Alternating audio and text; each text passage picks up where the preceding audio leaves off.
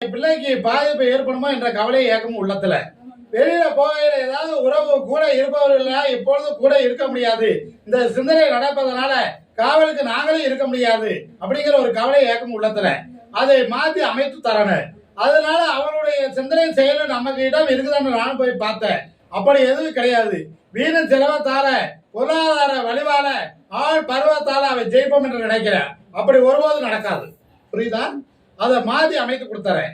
ஒரு இடத்துல இருந்து வெளியில போகையில ஒரு வீட்டை தாண்டி வெகு தூரத்துல ஒரு உரை கிணறு பாங்கிணறு ஒண்ணு இருக்கும்.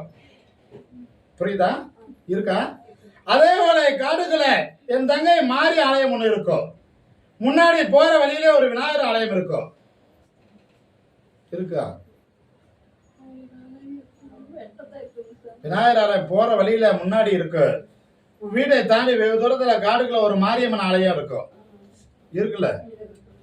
அதை இடத்துல இருந்து, புரியுதா, என் கனியை கொண்டு போய் வீட்டுல நிலவால கம்பியில ஒரு கட்டிட்டு என்னைய நீ தனியா வந்து சந்திக்கணும்.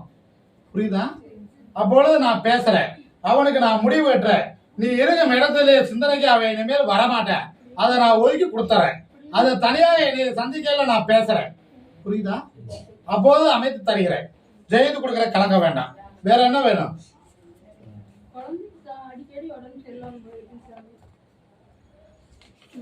இதுல ஒரு கடியை கொண்டு போய் வீட்டுல அளவால கம்பியில வந்து கட்டிடலாம். உன்னை பூஜாரியில வைத்து என்னை நினைத்து கும்பிடு. எந்த சிந்தனை வராது. என்னை வந்து தனியா சந்தி. அப்பொழுது பேசுறேன். சரியா?